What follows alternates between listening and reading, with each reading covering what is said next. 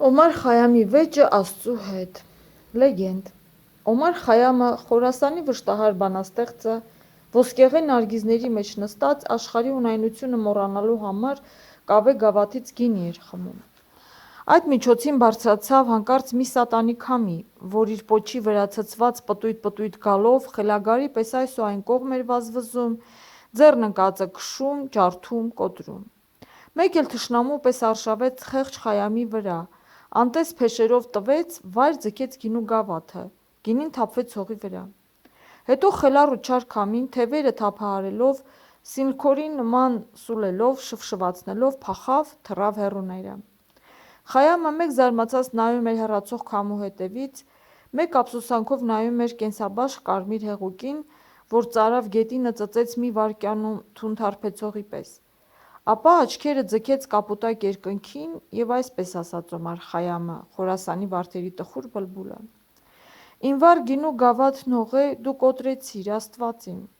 ուրախության դուռնիմ առաջ դու գոցեցիր, Աստված իմ, թող բերանը լցվի հողով, որը խմեց իմ գինին, ինչ արեցիր, միթե դու էլ թունթարփած ես, Աստված իմ»։ Եվ Աստծուն լսելի եղավ Խայամի տրտունջն ու հանդիմանությունը։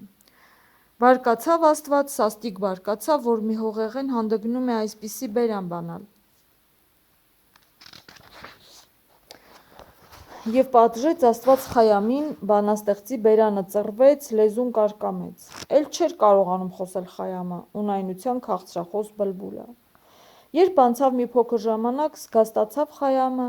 տեսավ ծանր պատիժը, զղջաց և դարձավ այսպես թոթովեց դեպի Աստված. «Աշխարհիս մեջ մեղք չգործած ո՞վ կա, ասա, Աստված իմ, և նա, որը չի մեղանչում, ինչպե՞ս կապրի, Աստված իմ։ Թե վատ անեմ, թե վատ խոսեմ, դու էլ ինձ վատ պատիժ տաս, ուրեմն ի՞նչ է իմ և քո մեջ տարբերությունն, Աստված իմ»։ Եվ Աստծու նորից լսելի եղավ Խայամի զղջումն ու իմաստալից խոսքը, զարմացավ, թե ինչպես մի հողեղեն կարող է այդպես խելացի խոսել։ Ամաչեց ինքն իր մեջ և ներեց բանաստեղծին, վերստին շնորհելով նրան և ծիրանի գինի և ավելի իմաստուն լեզու։